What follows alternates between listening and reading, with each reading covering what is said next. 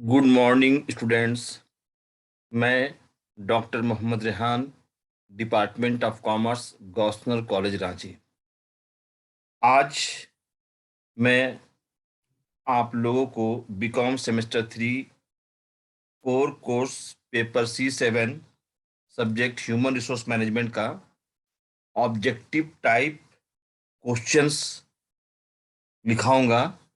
आप सभी student objective type questions को लिखें जो मैं लिखा रहा हूं, और इसको नोट भी करें।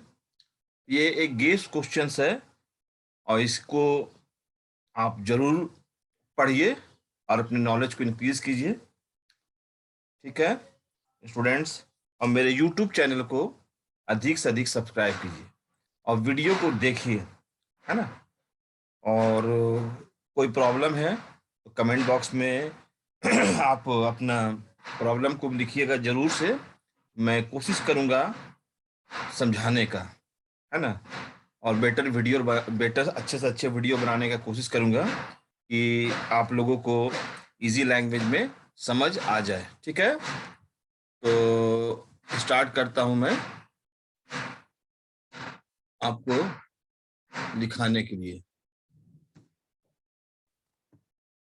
तो सबसे पहले आज आप कॉपी खोलिए और डेट लिखिए। डेट आज कौन सा है, डेट लिखना बहुत जरूरी है, डेट के साथ नोट करना चाहिए। आज डेट है आपका 16 तारीख, 16/2/2022, है ना। और सब्जेक्ट है आपका, सब्जेक्ट में कर दीजिए ह्यूमन रिसोर्स मैनेजमेंट, H.R.M यानी फुल स्टॉप। और ये है कोर कोर्स। क्या है? Core course. कोर कोर्स है, कोर कोर्स। कोर्स ब्रैकेट में C7, C7। ठीक है, और मैं अपना नाम तो बोल ही दिया, फिर भी लिख दूंगा। प्रोफेसर ने मैं अपना नाम लिख दे रहा हूँ। Name doctor Mohammad Rehan. ठीक है, और डिपार्टमेंट ऑफ कॉमर्स। मैं अपना फोन नंबर लिख दे रहा हूँ। हाँ ठीक है, फोन नंबर। ठीक है, फोन नंबर 88 25 38 36। व्हाट्सएप नंबर भी लिख दे रहा हूँ। किसी तरह का कोई प्रॉब्लम होगा स्टूडेंट जरूर लिखिए व्हाट्सएप में। हाँ, 7321961289, है ना। और यूट्यूब चैनल जो बना है वो dr.md.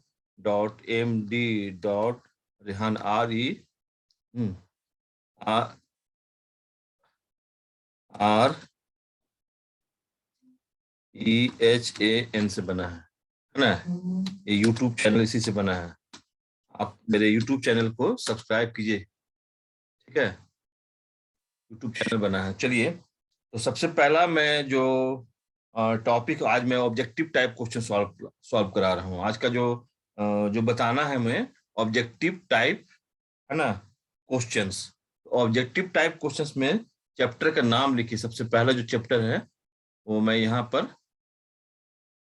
सबसे पहला जो चैप्टर है वो है, लिखिए आप लोग, introduction. Introduction, introduction to human human resource management. Introduction to human resource management.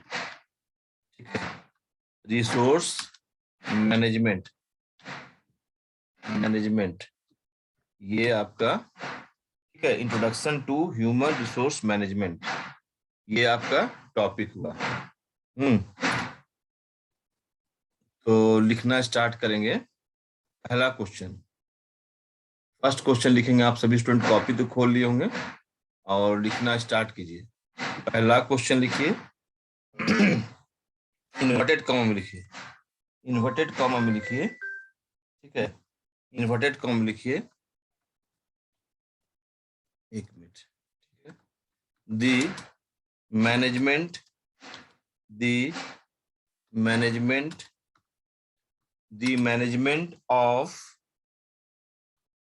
human resource, the management of human, the management of human, the management of human resources, resources, the resources in viewed, in viewed, in viewed, VIEW, है ना, viewed as a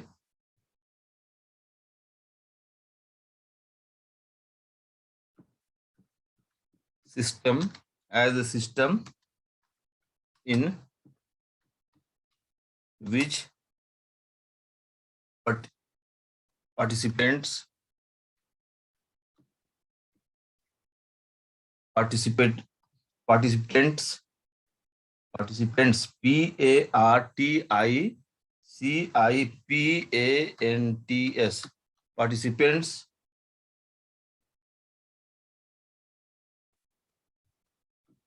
seek to attain both individuals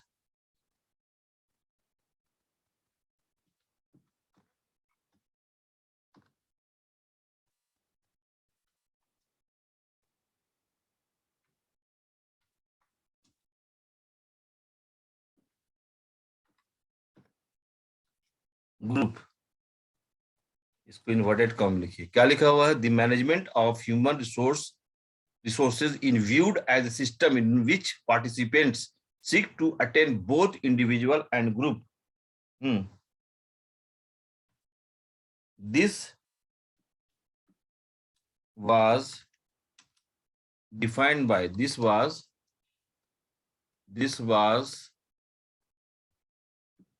was defined by, इसके द्वारा ये define किया गया था, है ना। तो ऑप्शन है, तो ऑप्शन आपको जो है 4 ऑप्शन मिलेगा आपको। अब देखिए इसमें कोई एक ऑप्शन सही होगा। पहले लिखिए वेंडल फ्रेंच, WENDEL, वेंडल फ्रेंच, ठीक है। वेंडल फ्रेंच, ड्रेंच नहीं है, फ्रेंच, यहाँ डी को काट के एफ कीजिए। वेंडल फ्रेंच, फ्रेंच का स्पेलिंग मैंने लिख दिया, ठीक है। अब आप आइए, वेंडल फ्रेंच के बाद आपको जो दूसरा ऑप्शन मिल रहा है उसका नाम लिखिए फिलिपो, FLIPPO, फिलिपो, है ना। और जो तीसरा ऑप्शन है, तीसरा ऑप्शन क्या है? तो तीसरा ऑप्शन लिखिए मिशेल जे जूसिपियस, MICHAEL, मिशेल जे जूसियस, JUCIOUS,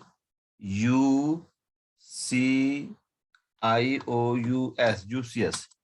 और जो बी नंबर लिखेंगे, बी नंबर में लिखेंगे डेल योडर, लिखेंगे डेल योडर,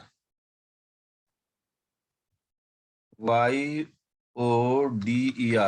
योडर, डेल योडर।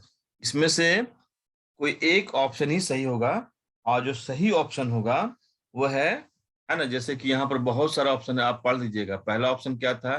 देखिए वेंडल फ्रेंच फिलिपो माइकल जे जूसियस, है ना, और डेल योडर। इसमें से कौन सही ऑप्शन है?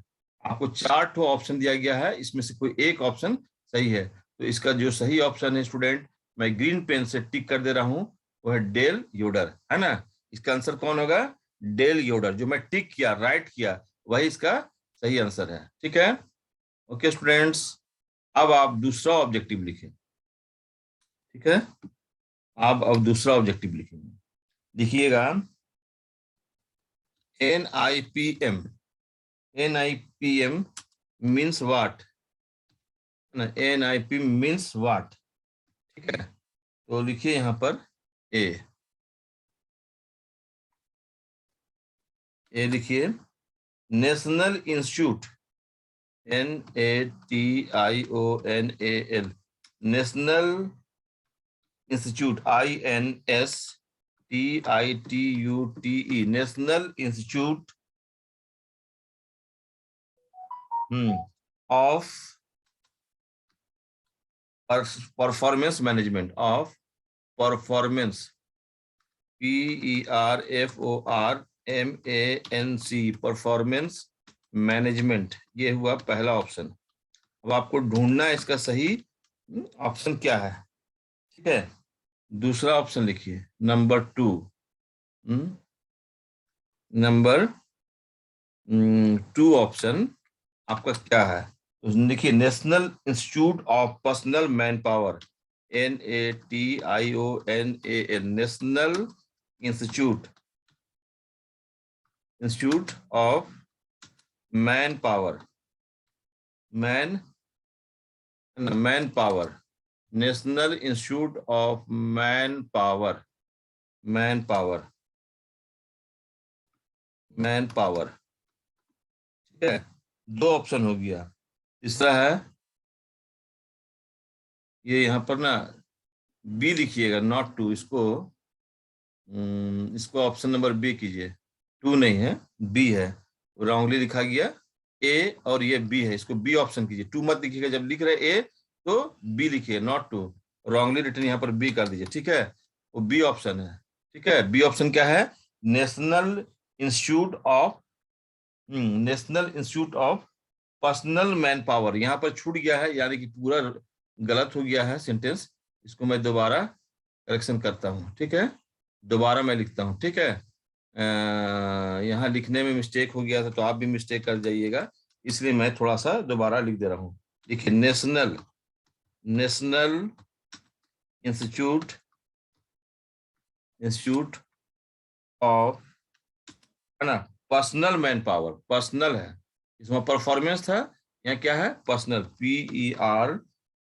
PERSO, है ना, NNEL, personal man power, MANPOWER, man power. ठीक है, ए और बी करेक्शन भी कर दिए।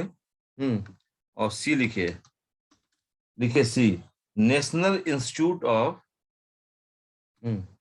National institute of, institute of, national institute of personnel management, of national institute of personal,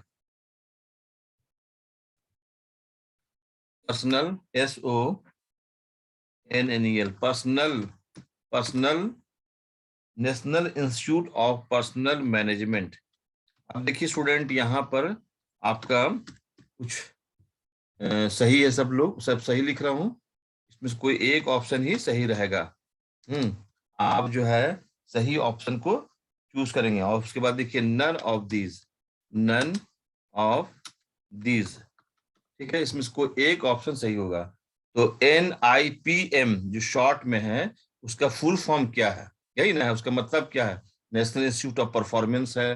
कौन सा इसमें सही रहेगा, क्या ये सही है, या B number national institute of personnel man power ये सही है, या national institute of personnel management सही है, या none of these.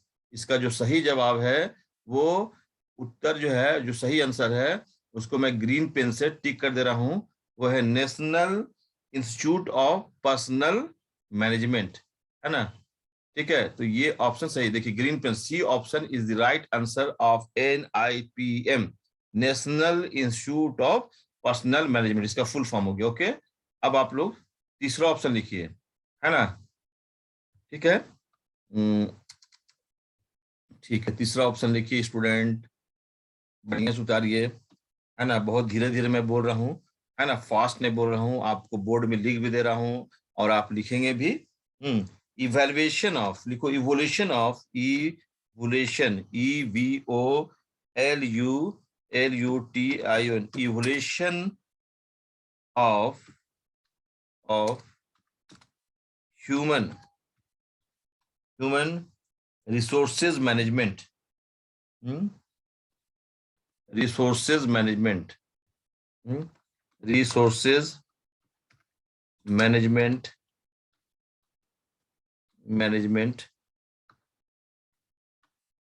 evaluation of human resources management can be traced, can be traced, can be traced, can be traced from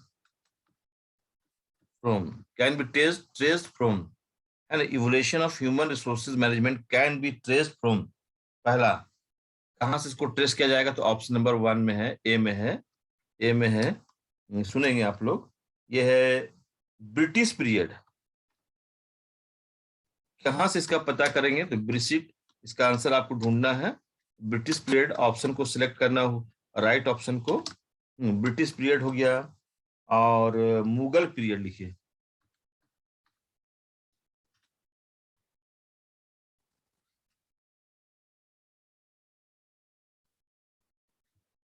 Mughal period,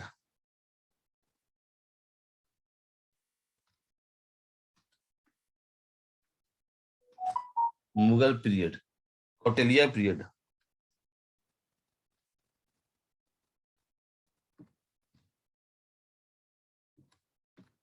Kautilya, KUTILY, Kautilya period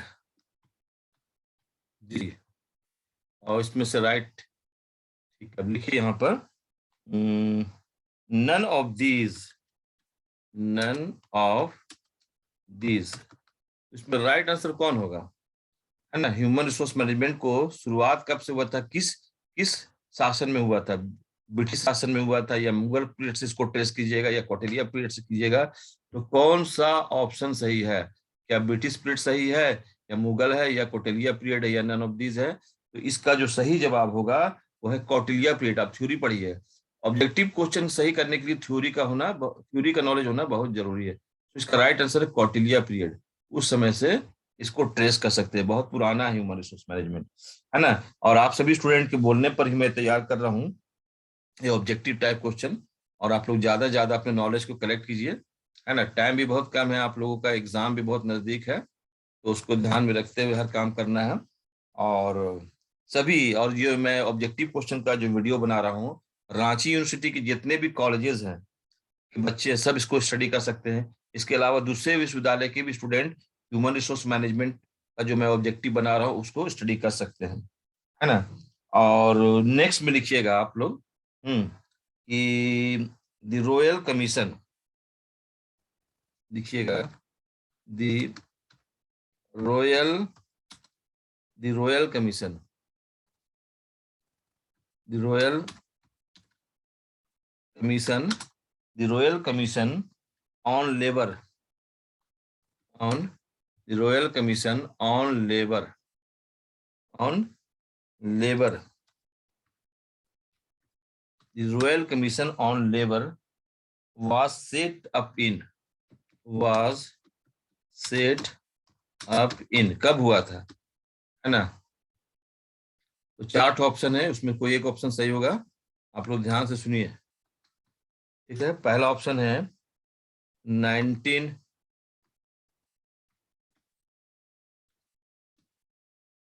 1929 सी,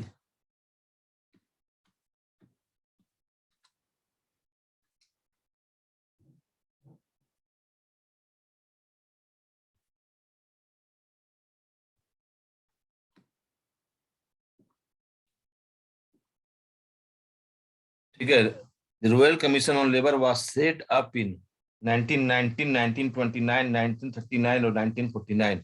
इसका जो सही आंसर है वो ऑप्शन नंबर, है ना, बी है, 1929। क्या है ऑप्शन नंबर 1929, इसका सही उत्तर है। आप 1929 को नोट करेंगे, जो मैं ग्रीन पेन से राइट कर रहा हूँ वो सही आंसर। तो इस तरह 4 हुआ, और इसमें 2 क्वेश्चन मैं इस टॉपिक से लिखा रहा हूँ, तो थोड़ा सा मिटाना पड़ेगा, है ना। आप लोग उतार लिए ना स्टूडेंट्स, ओके। अब मैं इसको मिटाता हूँ क्योंकि 2 और बच रहा है, जगह नहीं है, तो मैं पहला वाला मिटा दे रहा हूँ, ताकि आप उसको नोट कर सके, दूसरा वाला भी ऑब्जेक्टिव को, है ना। दो ऑब्जेक्टिव मेरा है, तो स्टूडेंट्स, है ना, आप बढ़िया से नोट कीजिए। इसको मिटा दे रहा हूँ, थोड़ा सा तो मिटाने में टाइम लगेगा ही, है ना। आराम से बैठिए, कूल माइंड होके बैठ के क्वेश्चन को उतारिए, है ना। और ज्यादा पहले थ्योरी पढ़िए, ऑब्जेक्टिव क्वेश्चन का सही जवाब उत्तर जानने के लिए थ्योरी पढ़िए। लेकिन दोनों साथ दोनों बताना संभव नहीं है। थोड़ा सा आप लोग चूंकि थ्योरी पढ़ा चुके हैं, तो आप हमसे बढ़िया जानते हैं। आप उतारिए। अब लिखिए नेक्स्ट क्वेश्चन। ह्यूमन, 5वां नंबर, ह्यूमन ह्यूमन, है ना, resource management, resource management, human resource management, human resource management, human resource management, लिखिए ह्यूमन रिसोर्स मैनेजमेंट। ठीक है, management, human resource management. Process, process starts with, starts with, human resource management process starts with, कब से start हुआ था? तो आपको बताना है। इसका 4 ऑप्शन है, बताइएगा कैसे स्टार्ट हुआ, कैसे हुआ, इसको बताइए। ऑप्शन नंबर, ऑप्शन पहले देखिए क्या है। डायरेक्टिंग पहला लिखा है, डायरेक्टिंग कहाँ से स्टार्ट होता है? तो डायरेक्टिंग पहला ऑप्शन है। दूसरा ऑप्शन है आपका organising, ORGANI, ORGANISING, organising. C option है, ये सी ऑप्शन है ना, ये सी ऑप्शन है। ऑर्गेनाइजिंग के बाद देखिए डायरेक्टिंग है, ऑर्गेनाइजिंग है, प्लानिंग है।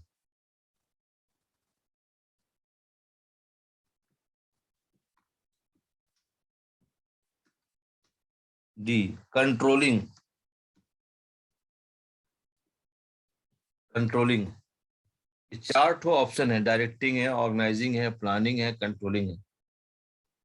अब इसमें कौन सा ऑप्शन सही है? Human resource management process start कब से हुआ? इसको लिखिए प्लानिंग से स्टार्ट हुआ, प्लानिंग से। ह्यूमन रिसोर्स मैनेजमेंट प्रोसेस जो है स्टार्ट करता है प्लानिंग से, तो यहाँ प्लानिंग में टिक कर, जिसका सही आंसर है। कब से स्टार्ट, नहीं डेट नहीं है, प्रोसेस जो स्टार्ट करता है वो प्लानिंग से स्टार्ट करता है। डायरेक्टिंग से नहीं होगा, ऑर्गेनाइजिंग से नहीं होगा, कंट्रोलिंग से नहीं होगा। ह्यूमन रिसोर्स प्रोसेस जो है वो प्लानिंग से स्टार्ट करता है। ओके, तो इसका सही ऑप्शन कौन है? C option.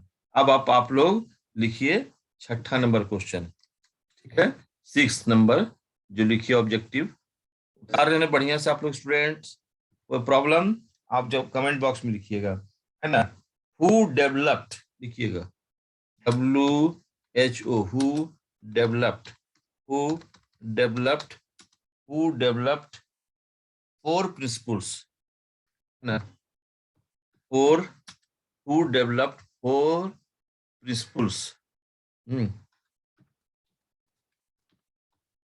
Who developed 4 principles, who developed, देखिए who developed 4 principles of scientific management, of scientific, scientific, who developed 4 principles of scientific management, scientific management। who developed, कौन डेवलप किया था? who developed 4 principles of scientific management dash, इसमें लिखिएगा एक चीज है, job analysis. लिखिए, क्वेश्चन थोड़ा लंबा चौड़ा है ना। जॉब एनालिसिस, ठीक है, जॉब एनालिसिस, जॉब एनालिसिस।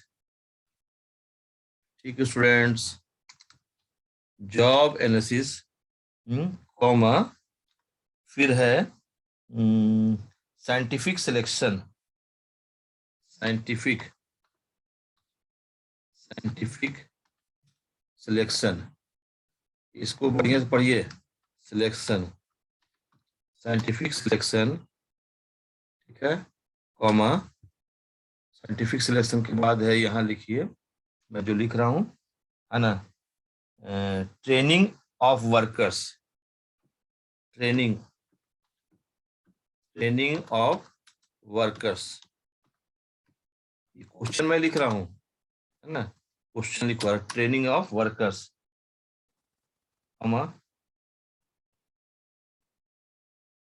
यहाँ पर आ जाएगा ना, थोड़ा सा ट्रेनिंग ऑफ वर्कर्स के बाद आप लिखिएगा, मैं लिख रहा हूँ standardisation, STANDAR DISATION, standardisation, comma, है ना, फिर लिखिएगा आप लोग and financial incentive, and financial incentives, and financial incentives, ठीक है, ये जो है इंसेंटिव्स, ये क्वेश्चन मार्क। अब इसमें आपको मैं ऑथर का नाम भी लेता हूँ, है ना, कौन विद्वान ने सिस्टम को इन्वेंट किया था, तो मैं इसे मिटा देता हूँ, ठीक है, बढ़िया, इतने से उतार लिए होंगे, तीसरा नंबर, चौथा नंबर, बहुत धीरे धीरे बोल रहे हैं स्टूडेंट, आराम से लिखिए, बहुत मेहनत कर रहा हूँ, आप अपने नॉलेज को इंक्रीज कीजिए, ठीक है। तो पहला है, आप लिखेंगे FW Taylor, FW Taylor, FW Taylor, Kautilya,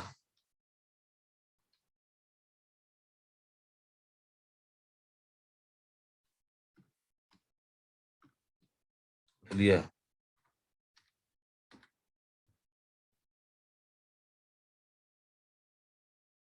Kautilya के बाद है Abraham,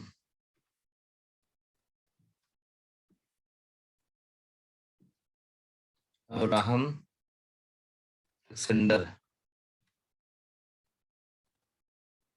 Abraham Flexner, Flexner D, none of these, none of these,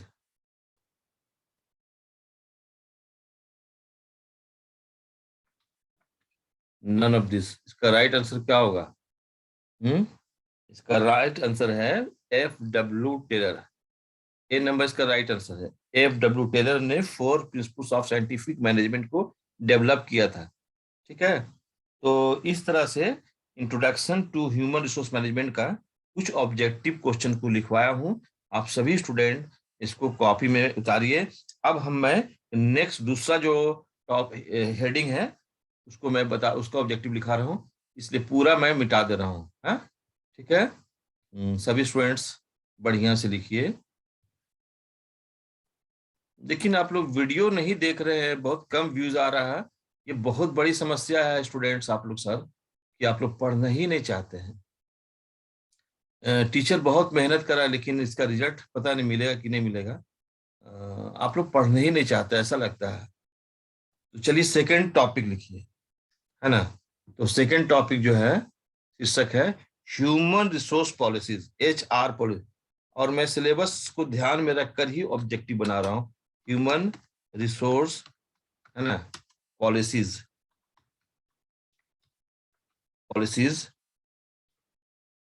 procedure and programs, procedures and programs, ना, procedures procedures procedures procedures and programs. Programs का स्पेलिंग लिख लीजिएगा, PRO, है ना, GRAMM, है ना।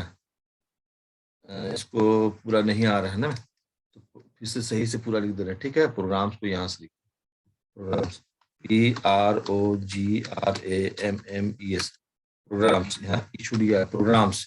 इसको क्या पढ़िएगा? Human resource policies, procedures and programmes. इसको अंडरलाइन भी कर दे रहे आप लोगों के लिए, है ना, ताकि आप लोग को दिक्कत ना हो। इसको मैं ग्रीन पेन से अंडरलाइन कर दे रहा हूँ, ठीक है। चलिए आप सभी स्टूडेंट इस टॉपिक पर ऑब्जेक्टिव की तैयारी करें। ओके, अब लिखना स्टार्ट करें। तो पहला है, तो पहला जो है उसको लिखिए। पहला क्वेश्चन है, HR पॉलिसी, एच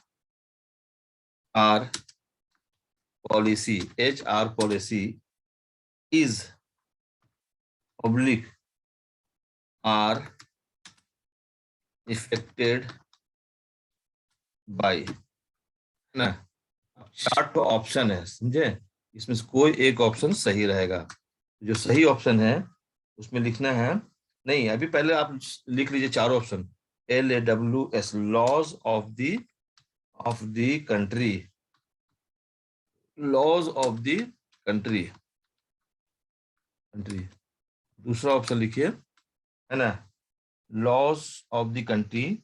दूसरा है social social social values and customs.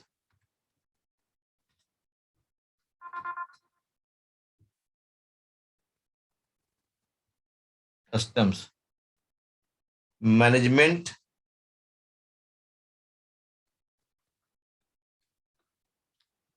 Management philosophy.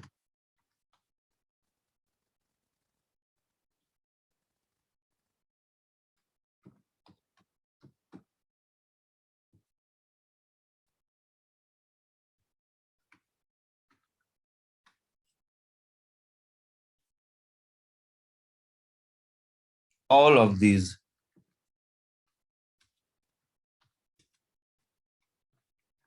इसमें से कोई एक ऑप्शन ही सही होगा। और जो सही ऑप्शन है स्टूडेंट्स, वो है इसमें सभी, है ना। HR पॉलिसी से सभी लोग, सभी अफेक्टेड होंगे। लॉ ऑफ द कंट्री भी है, सोशल वैल्यूज भी है, और मैनेजमेंट फिलोसफी भी। यानी कि इसका सही आंसर होगा डी ऑप्शन। डी ऑप्शन जो है वो राइट आंसर है। डी ऑप्शन जो है वो राइट आंसर है ना। मैं इसको, डी ऑप्शन जो है वो राइट आंसर है ना। डी ऑप्शन इसका राइट आंसर। ओके, तो अब आप लोग नंबर 2 लिखेंगे। नंबर 2,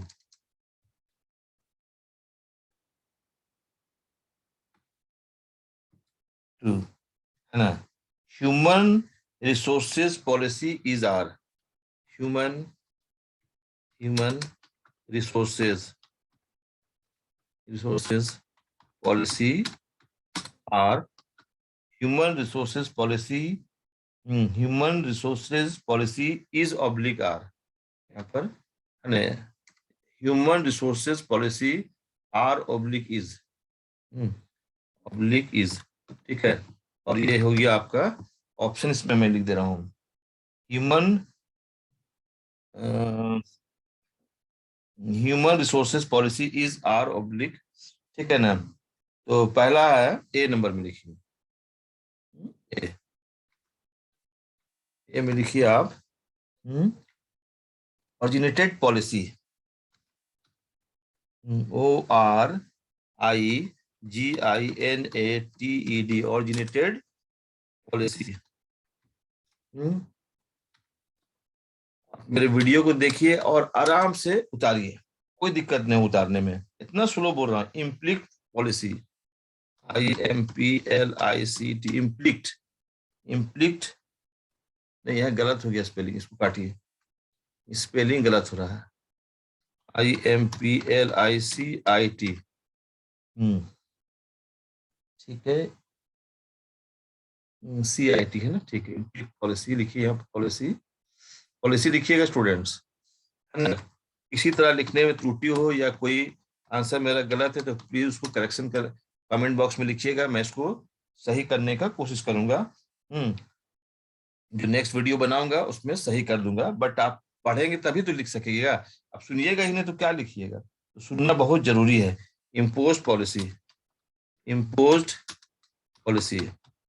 अगर आपको डाउट है कि ये आंसर रॉन्ग है तो आप कमेंट बॉक्स में लिखिएगा, मैं इस पर विचार करके उसके सही करने की कोशिश करूंगा। बट आप लिखिए, मैं अपने तरफ से सही लिखने की कोशिश कर रहा हूँ।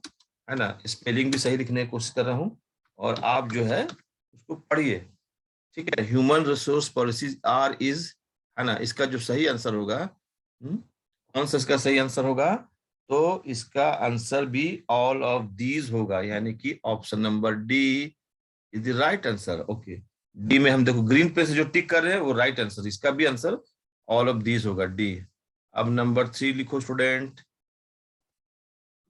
ठीक है। The first step for the first step for the first step for formulating formulating, the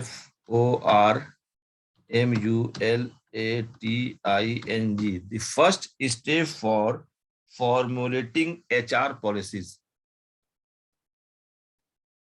HR policy is,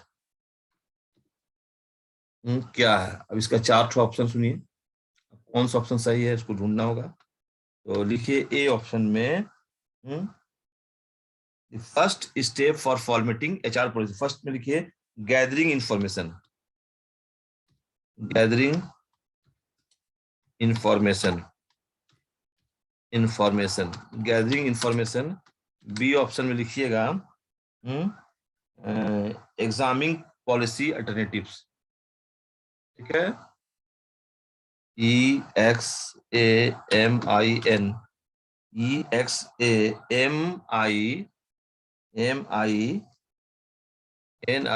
examining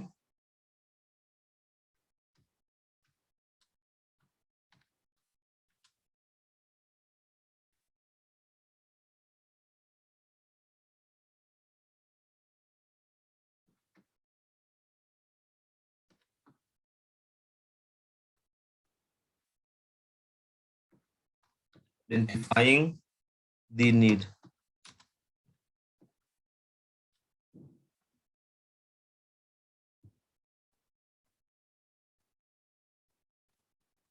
getting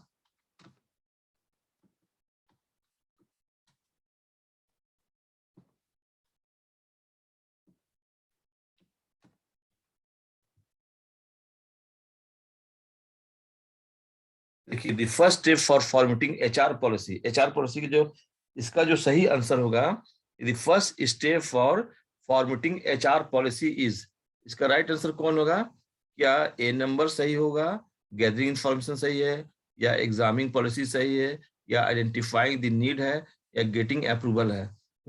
इसका जो सही आंसर होगा स्टूडेंट, है ना, उसको आप हरे पेन से मैं टिक कर दे रहा हूँ, आप उसको लिखिए आइडेंटिफाइंग द नीड, है ना। फर्स्ट स्टेप जो है वो HR पॉलिसी का, वो है आपका आइडेंटिफाइंग द नीड, यानी C option is the right answer. C option, ये ऑप्शन जो है वो डबल टिक कर दे रहा हूँ, ठीक है। यहाँ भी मैं देखिए डबल टिक कर रहा हूँ ताकि कंफ्यूज मत होइएगा, यहाँ भी जहाँ है ना डबल टिक कर दे रहा हूँ, वही आपका राइट आंसर, यानी सी ऑप्शन इसका राइट है। अब लिखिए आप क्वेश्चन नंबर 4, 4 लिखिए। तो 4 में लिखिए, थोड़ा है इन्वर्टेड कॉमा में लिखिए, human human resources, human resources policies, human resources policies, ठीक है। Constitute guides, CONSTITUT, constitutes guides, GUIDES, guides to actions, to actions, actions, inverted comma बंद है।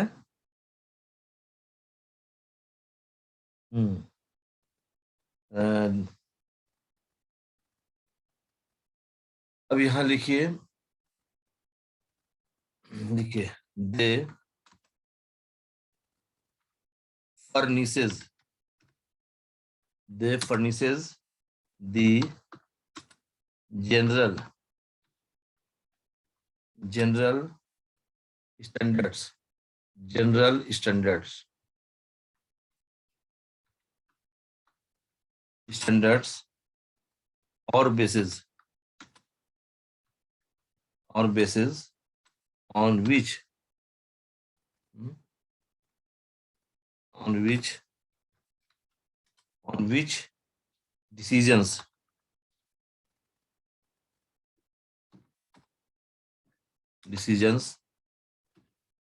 are reached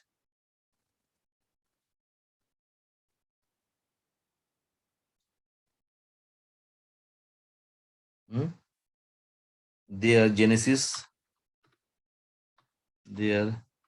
genesis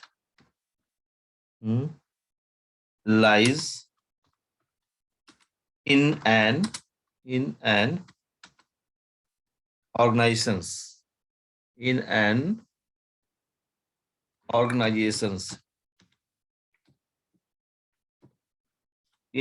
organizations value in an organization's values value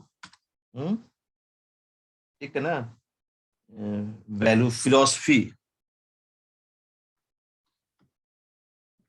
लिखते जाइए philosophy PHILOSPHY philosophy comma concepts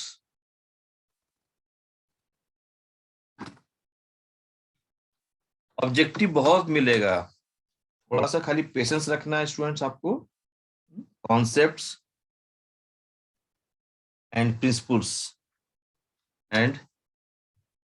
concept and principles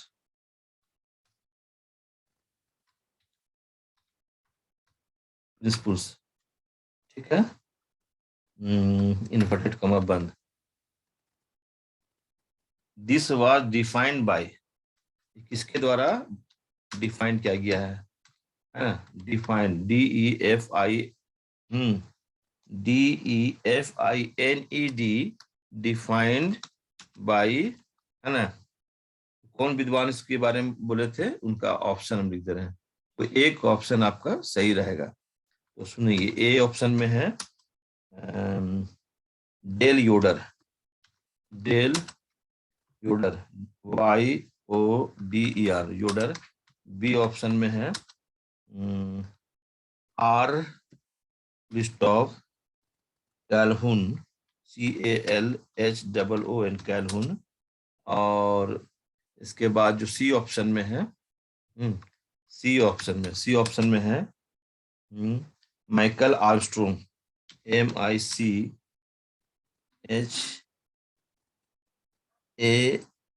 MICHAEL Michael Armstrong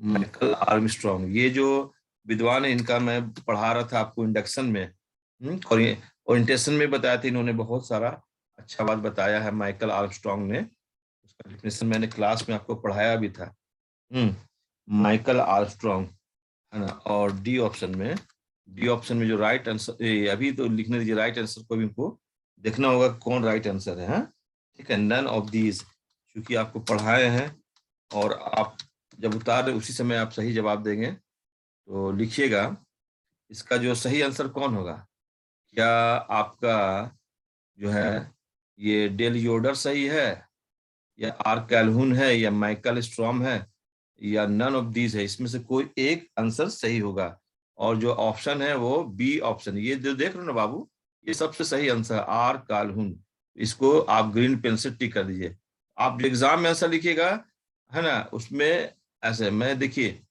ये इस तरह से आपको double tick करा दे रहा हूँ ठीक है डबल टिक करा दे दिस इज राइट आंसर है ना अब देखिए आप इसको बढ़िया से एक बार मेरा ऑब्जेक्टिव जो भी मैं लिखा रहा हूँ आप एक बार कॉपी में उतारिएगा और हो सकता है कि अगर कोई मिस्टेक हो ऑब्जेक्टिव में सिलेक्शन करने में गलती हुआ होगा तो आप उसको कमेंट बॉक्स में लिखिएगा मैं सेकंड वीडियो जब बनाऊंगा तब उसको करेक्शन कर दूंगा वैसे मेरे हिसाब से ये सब सही है बट आप जो है एक बार जरूर बताएंगे इस तरह से पहला क्या लिखा है HR policy is are affected by तो इसमें तो डी था उसका भी आंसर डी है ना और तीसरा में सी था और चौथा में बी है।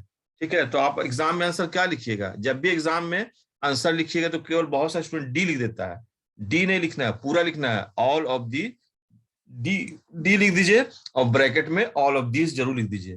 जैसे आंसर लिखा, ये H R policy is are affected by, है ना, 4 ऑप्शन था, इसमें एक ऑप्शन सही है। बहुत सारे विद्यार्थी का आंसर देने का तरीका केवल डी लिख दिया। नहीं, डी ज्यादा अच्छा, डी जरूर लिखिए, डी उसका एरो मार्क कर दीजिए। जैसे कैसे एग्जाम में आंसर लिखिए, चलिए मैं बताता हूँ। एग्जाम में आंसर आप तैयार करें तो पहला आंसर ऐसे लिखे। अच्छा, अभी नेक्स्ट बनाएंगे ना तो ऐसा कर देंगे। असल में टाइम को बचा, डी हो गया। अब देखिए डी में क्या है, तो थोड़ा सा हो सकता है कि मिस्टेक हो जाए, इंसान से मिस्टेक हो सकता है, तो आप एरो दे के यहाँ पर लिख सकते हैं। डी में क्या भैया, डी में लिख दीजिए ऑल ऑफ दीज, थोड़ा अच्छा लगेगा। अगर यह direct all, all of these, ये ज्यादा अच्छा लगता है। करेक्शन करने वाले, कॉपी कर चेक करने वाले से मिस्टेक नहीं होता। कभी कभी ABCD में थोड़ा कंफ्यूजन हो सकता है, तो मैं मांग के चल रहा हूँ स्पीड में, तो वर्ड में भी ऐसा लिखा रहेगा तो ज्यादा अच्छा रहेगा। जैसे कभी बैंक में लिखते हैं ना 20,000, तो 20,000 को वर्ड में भी लिखते हैं 20,000। तो मैं आपको सेफ्टी पॉइंट ऑफ व्यू से बता रहा हूँ कि आप ऐसे आंसर देंगे। जैसे ये है ना आंसर, अच्छा ठीक है, ओके, मैं मिटा दे रहा हूँ। अब मैं आपको थर्ड चैप्टर बताऊंगा, इसे तो पूरा समझ गए आप, सभी स्टूडेंट उतार लिए होंगे। अब नेक्स्ट टॉपिक लिखेंगे, हाँ? ठीक है, नेक्स्ट टॉपिक लिखेंगे आप लोग। ठीक है, इसको मिटा दे रहा हूँ, है ना, उतार लिए हम, कोई प्रॉब्लम नहीं है। ठीक है, ओके, चलिए अब मैं आपको जो नेक्स्ट टॉपिक है, चैलेंजेस ऑफ HRM, क्या लिखाऊंगा? चैलेंजेस। ठीक, इसको लिखिए, चैलेंजेस ऑफ HRM। ठीक है, लिखना स्टार्ट करें स्टूडेंट। टॉपिक लिखेंगे चैलेंजेस, तो CHALLENGE,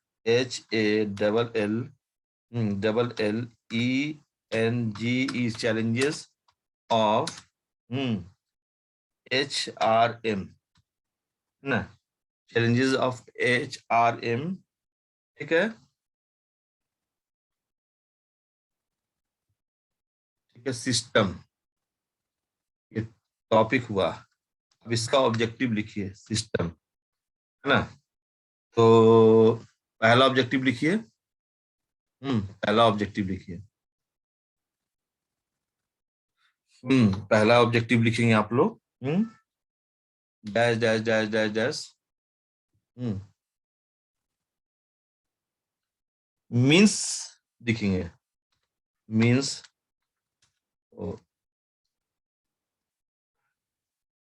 मीन्स, ठीक है, means giving people, giving people, people the the power to control,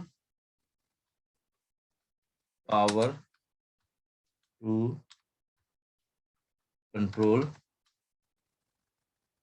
their work life, their work, their work life,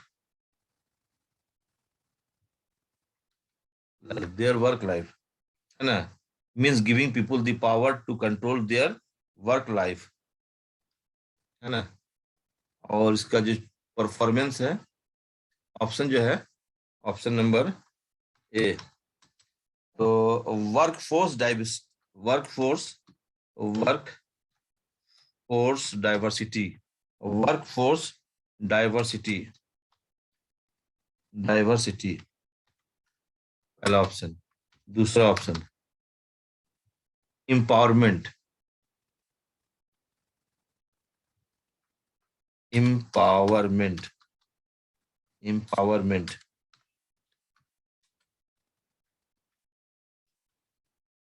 VRS D, none of these, none of these, none of these। ठीक है, इसका, इसमें बताया गया कि जो फिल इन द ब्लैंक्स है, means giving, उसमें कोई एक आएगा ना, ठीक है, कोई एक ऑप्शन सही होगा, means giving people the power to control their work life. कौन सा इसका सही ऑप्शन होगा? तो तो उसमें मैं ग्रीन पेन से टिक कर दे रहा हूँ, और इम्पावरमेंट इसका सही आंसर होगा। इम्पावरमेंट, ठीक है। इसको डबल टिक कर दे रहे हैं, आपको समझ में आएगा। बी नंबर जो है, तो आप एग्जाम में जो आंसर लिखिएगा ना, वो क्या कीजिए, कैसे लिखिएगा, तो मैं बता देता हूँ। वहाँ टिक नहीं कीजिएगा, जैसे कॉपी मिलेगा तो आप आंसर ऐसे लिखिएगा, आंसर नंबर 1, है ना, तो ब्रैकेट में बी कर दीजिए किसी बहुत सा, और थोड़ा सा एरो दे दीजिए यहाँ पर। हाँ, एरो का मैं चिन्ह देता हूँ, है ना, किसी को कोई प्रॉब्लम ना हो समझ में, ऐसे दीजिए आंसर, है ना, ऐसा। ठीक है, तो ये बी में क्या लिखा हुआ है ना, तो इम्पावरमेंट लिखा हुआ है, तो जरा और अच्छा लगेगा, तो ऐसे इम्पावरमेंट, है ना, इम्पावरमेंट, है ना, इम्पावरमेंट, इम्पावरमेंट लिखिए।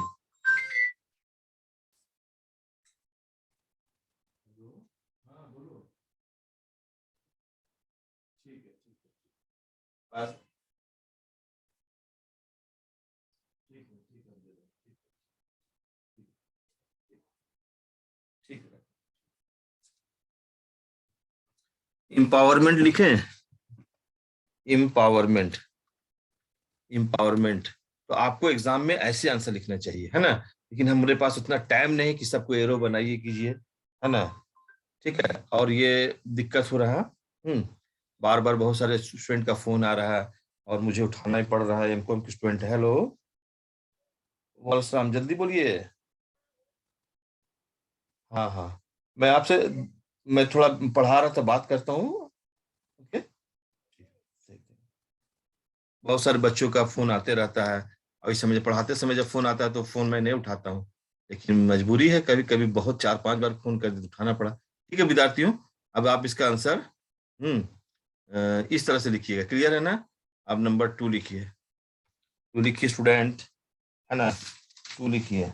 VRS का मतलब क्या होता है, VRS means, VRS means, VRS means, है ना, VRS मीन्स क्या है, तो 4 ठो इसका ऑप्शन है, ठीक है। वॉलेंट्री, VOLUNTARY,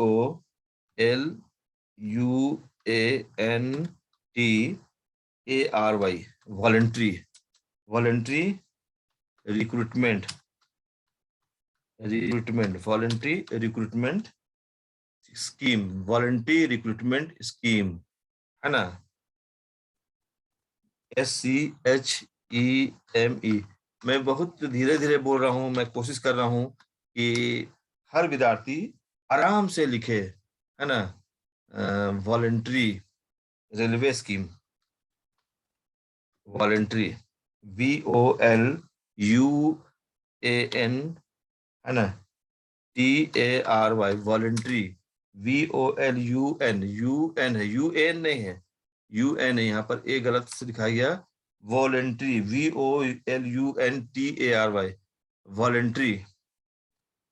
ठीक है, वहां पर मिस्टेक हो गया है वॉलेंट्री लिखने में, ए ऑप्शन में, उसका सही वॉलेंट्री, VOLUN, यहाँ करेक्शन के वॉलेंट्री, है ना, वॉलेंट्री, वॉलेंट्री रेलवे स्कीम, है ना, railway, RAILWA, railway schemes, SCHEM,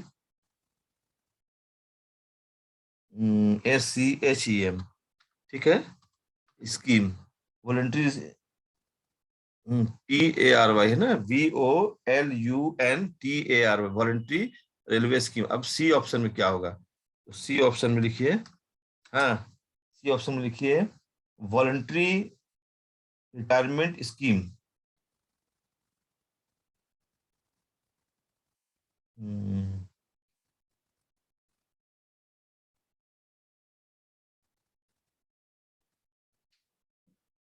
हम्म, लिखिए वॉलेंट्री, ने पहला था voluntary recruitment scheme, voluntary, VOL, है ना, VOLUNTARY,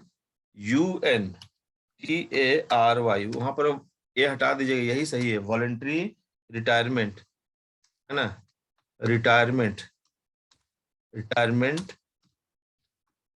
वॉलेंट्री रिटायरमेंट स्कीम। ठीक है स्टूडेंट, एकदम लाइव क्लासेस चल रहा है, वॉलेंट्री रिटायरमेंट स्कीम, और डी में नन ऑफ दीज कर दीजिए, डी में डी में नन ऑफ दीज, डी में नन ऑफ दीज, इसमें से कोई एक ऑप्शन सही होगा। अब देखिए, वॉलंटरी रिक्रूटमेंट स्कीम जो है वो नहीं होगा, पहला बात है ना। वॉलंटरी रिक्रूटमेंट स्कीम ये जो है ना बाबू, ये वॉलंटरी, अच्छा देखो यहाँ ना मिस्टेक हो गया लिखने में, VOLUN है, ए नहीं होगा, ठीक है। वॉलंटरी रिक्रूटमेंट स्कीम इसका सही आंसर नहीं है। वॉलंटरी रेलवे स्कीम सही नहीं है, इसका सही आंसर है V for voluntary, R for retirement scheme, voluntary retirement scheme, इसका सही आंसर है ऑप्शन नंबर सी। सी को मैं टिक कर दे रहा हूं। तो आपको तो उत्तर देने का तरीका बता दिए हैं, कैसे दीजिएगा आंसर सी, एरो देके वॉलंटरी रिटायरमेंट स्कीम दीजिएगा। बहुत सारे स्टूडेंट सीधे पूरा लिखते हैं, अपना अपना आंसर लिखने का तरीका है, कोई A B D लिखता है ना। ABD में हम लोग को दिक्कत है कि हम लोग सीधे थोड़ा सा उसको वर्ड्स में भी लिख दे। ओके, तो नेक्स्ट में है आप लोगों का HRIS means what. HRIS, HRIS means क्या होता है, ठीक है स्टूडेंट। तो लिखेंगे option number A, option number A में लिखेंगे, लिखेंगे human resource infantry system, human resource, human resource infantry system, INFANTRY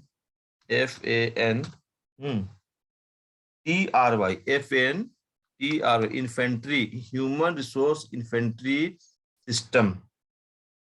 आप लोग अपना जीबी को बचा के रखिएगा, मेरा जब पढ़ाई होगा तो 1-1 घंटा का रहता है क्लासेस, तो थोड़ा बढ़िया से जीबी को बचा के रखिएगा ताकि जल्दी से आपका खत्म ना हो। आपका मेहनत कराने, आपका नॉलेज को इंक्रीज कराने के लिए मैं मेहनत कर रहा हूँ। Human resource information system, human resource information system, information system,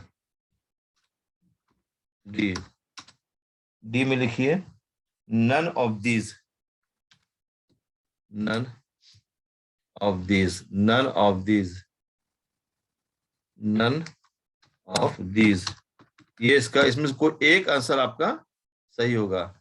HRI इसका मतलब क्या है, कौन सा इसका आंसर जो सही होगा, है ना। तो आपको बताना होगा, जैसे कि या ह्यूमन रिसोर्स इन्फेंट्री सिस्टम है या ह्यूमन रिसोर्स इंफॉर्मेशन सिस्टम है, ठीक है। ये नन ऑफ दिस, यहाँ पर सी ऑप्शन छूट गया है और सी ऑप्शन को मैं लिख दे रहा हूँ, इसको मैं पहले तो काट दे रहा हूँ, ये गलत हो जाएगा डी ऑप्शन ना। इसको ऐसा करो, नहीं नहीं नहीं नहीं, नहीं ये गलत हो गया। अच्छा, तो डी ऑप्शन में सी को हम यहाँ कर दे रहे, ठीक है ना, क्योंकि पूरा मिटा, इतना मेहनत किए हैं तो गड़बड़ा जाएगा, ठीक है। नन ऑफ दीज, इसको हम फिर से यहाँ पर से काट दे रहे, ठीक है स्टूडेंट। यहाँ पर इसको हटाइए, ABC अच्छा लगेगा, ए के बाद बी आए, बी के बाद सी आए, है ना। ए के बाद डी आ जाने से गलत हो जाएगा। इसको मैं नीचे करेक्ट करके लिख दे रहा हूँ स्टूडेंट। थोड़ा सा तो कटिंग फटिंग होने से सही नहीं है। इसको लिखिए आप लोग, सी ऑप्शन में यहाँ लिखिए human resource identity system, human human resource, human resource identity, IDENTIDEN,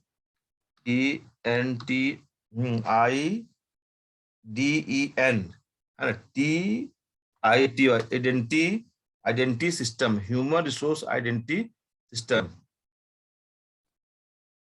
पहला था ह्यूमन रिसोर्स इन्फेंट्री सिस्टम, अभी है ह्यूमन रिसोर्स आइडेंटिटी सिस्टम। और अब लिखिए आप लोग डी, अब अच्छा लगेगा कि ए के बाद डी आए है, नन ऑफ दिस, है ना, इसीलिए इसको काट दिए हैं, आप लोग को दिक्कत ना हो समझने में, है ना। पहला क्या था, HRIS का मीन्स क्या, फुल फॉर्म क्या है, इससे ये होगा ह्यूमन रिसोर्स इन्फेंट्री सिस्टम या ह्यूमन रिसोर्स इंफॉर्मेशन सिस्टम या ह्यूमन रिसोर्स आइडेंटिटी सिस्टम या नन ऑफ दिस। तो इसका सही आंसर क्या होगा स्टूडेंट्स, है ना, कौन बताएगा इसका सही आंसर। अच्छा, आप लोग बता रहे हैं, कुछ स्टूडेंट्स हमको बता रहे हैं, इसका जो सही आंसर होगा ह्यूमन रिसोर्स इंफॉर्मेशन सिस्टम, क्या होगा इसका जो सही आंसर होगा, है ना। बहुत अच्छे students, human resource identity information system. मुझे व्हाट्सएप में भी लिख के भेज रहे हैं। ह्यूमन रिसोर्स इंफॉर्मेशन सिस्टम जो है इसका सही आंसर होगा। ठीक है, धन्यवाद, बहुत अच्छा। आप बताइए, अब नेक्स्ट में आइए 4 नंबर। हाँ, 4 नंबर ऑब्जेक्टिव। ठीक है, और आज मैं आपको फर्स्ट जो मेरा ऑब्जेक्टिव, इस चैप्टर का जो पहला ऑब्जेक्टिव ऑब्जेक्टिव बता रहा हूँ, ये वीडियो 1 कर दे रहा हूँ। ठीक है ना, तो आपको जल्दी, क्योंकि बहुत सभी का एक साथ बनाना संभव नहीं है, टाइम बहुत लगेगा, है ना। पॉसिबल तो कुछ नहीं, लेकिन टाइम लगेगा, और ज्यादा बेहतर है कि कम ही स्टॉप दिया जाए और ज्यादा आप लोग समझ सके। लिखिए, ये थोड़ा सा प्रीलिमिनरी एनालिसिस, पहला क्या है, प्रीलिमिनरी। इसको मैं सोचता हूँ कि इसको मैं मिटा के करता हूँ। हाँ, ठीक है, तो जगह बहुत लेगा ये, तो उतार लिए आप लोग सब स्टूडेंट्स। इसको मैं मिटा दे रहा हूँ, ठीक है, पहला नंबर को। क्योंकि ये थोड़ा जगह लेगा, ऑब्जेक्टिव लंबा है, तो इसको मैं मिटा दे रहा हूँ। हाँ, ठीक है, बीआरएस को भी मिटा दे रहा हूँ। तो बहुत पुराना हो गया था, आप उतार लिए होंगे। देखिए, डस्टर मिटा दे रहा हूँ स्टूडेंट्स, तो ध्यान दीजिए। चौथा नंबर ऑब्जेक्टिव आइए, चौथा नंबर, 4 नंबर में लिखिए, है ना, पहला 1 डालिए, लिखिए प्रीलिमिनरी, PRELIMANRY, प्रीलिमिनरी, है ना, एनालिसिस, ANALYSIS, प्रीलिमिनरी एनालिसिस, है ना, पहला। दूसरा लिखिएगा डिजाइन, है ना, system design, SYSTM, system design, system design. फिर system engineering,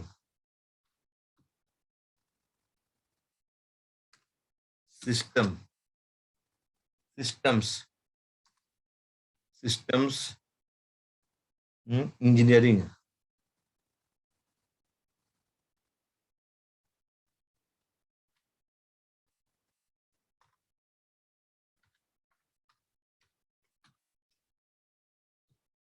system engineering, engineering के बाद लिखिए monitoring and evaluation, monitoring and, ठीक है, and evolution, evaluation, EVALUATION, evaluation, है ना। और जो, अब इसको सीक्वेंस बताना है, कौन पहले आएगा कौन बाद में आएगा, यही इसमें 5। Systems, systems testing, testing systems, test systems testing and implementation, and implementation, IMPLE, implementation, implementation, the correct, correct sequence, correct sequence, current sequence of, है ना, ठीक है, HRIS। अब इसमें 4 ऑब्जेक्शन, ये 4 ऑप्शन सही है, इसको मैं मिटा दे रहा हूँ। ठीक है स्टूडेंट्स, है ना, अच्छा नहीं लग रहा है, तो इसको मिटा दे रहा हूँ। ठीक है, तो इसका ऑप्शन को लिख दे रहा हूँ। तो आज मैं 3 चैप्टर का वीडियो बना दे रहा हूँ आप सभी। पहला ऑप्शन जो इसका ए है वो ऐसे है, ठीक है, 1, ना, 2, 2, 3, ना, 4 और 5। ऑप्शन नंबर बी जो है उसका सीक्वेंस देखिए, ऑप्शन नंबर बी का सीक्वेंस देखिएगा, पहले 5 है ना, पहले 5 है, और उसके बाद है 5 के बाद 3, 3 है, फिर ऑप्शन, फिर है 2, 2 है, फिर है 1,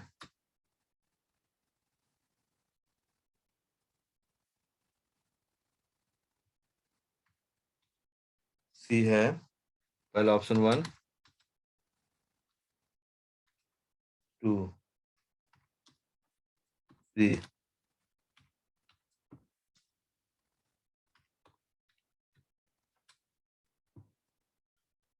ऑप्शन नंबर डी जो है, ऑप्शन नंबर डी, उसका सीक्वेंस देखिएगा। हाँ, ठीक है, ऑप्शन नंबर, ठीक है, फिर 5 है, फिर 4 है। आपको सही सीक्वेंस को बताना है, ठीक है। 4 है, फिर 1 है, फिर 2 है।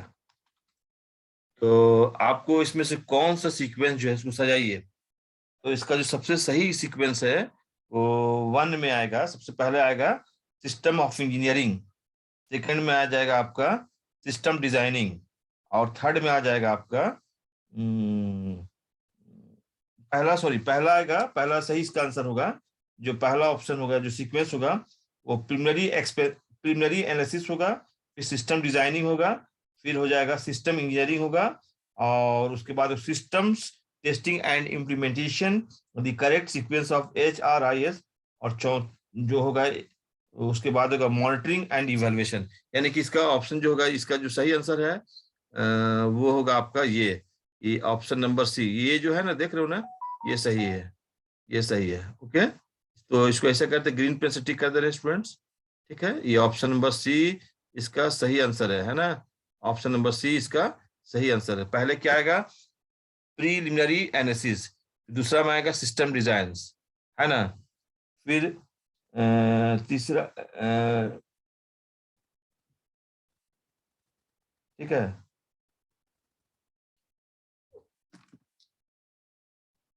एक मिनट, लिखा तो सही हूँ। ठीक है, ये सी ऑप्शन सही इसका आंसर आएगा। पहला क्या आएगा, प्रीलिमिनरी एनालिसिस, दूसरा सिस्टम डिजाइन आएगा, तीसरा सिस्टम इंजीनियरिंग आएगा, उसके बाद सिस्टम टेस्टिंग एंड इम्प्लीमेंटेशन आएगा, और लास्ट में आएगा मॉनिटरिंग इवेल्युएशन। अच्छा, आपका वर्ड्स में ऐसा लिखा हुआ जिसके चलते आपको प्रॉब्लम हो रहा है ना। तो इसको 5 स्टेप है, तो इसको ई कर दीजिए ऑप्शन, है ना। 5 और 4, ठीक तो है, 5 और 4, 1 2 3 4 और 5। ओके, ऑल ऑप्शन सब सब सूच सही है, कोई प्रॉब्लम नहीं है। तो सभी स्टूडेंट को धन्यवाद। और ये वीडियो 1 है ऑब्जेक्टिव क्वेश्चन का, मैं लिख दे रहा हूँ स्टूडेंट्स, ये जो है ये वीडियो 1 है, ठीक है। आप लोग इंतजार कीजिएगा, वेट कीजिएगा, नेक्स्ट वीडियो 1 है ना, लेक्चर 1 है। तो ये ऑब्जेक्टिव क्वेश्चन का वीडियो 1 है, जिसमें कि 3 टॉप चैप्टर का मैं वीडियो बनाया। पहला चैप्टर था introduction to human resource management, दूसरा human resource policies procedure and programs, और तीसरा चैलेंजेस ऑफ HRM। ये 3 चैप्टर का मैंने वीडियो बनाया है, और नेक्स्ट वीडियो मिलेगा। आप सभी स्टूडेंट्स मेरे यूट्यूब चैनल को सब्सक्राइब कीजिए, आइकन बेल को दबाइए, और वीडियो को अंत तक देखिए, जिससे कि आप पूरा नॉलेज को इंक्रीज कीजिए। और किसी तरह का मिस्टेक होगा कमेंट बॉक्स में लिखिए। तो सभी स्टूडेंट को धन्यवाद, है ना। और अब तो गुड आफ्टरनून हो गया, 12:10 हो गया, तो गुड आफ्टरनून कहेंगे सभी स्टूडेंट्स को, है ना। और बढ़िया से नोट तैयार कीजिए। Okay, thank you to all students.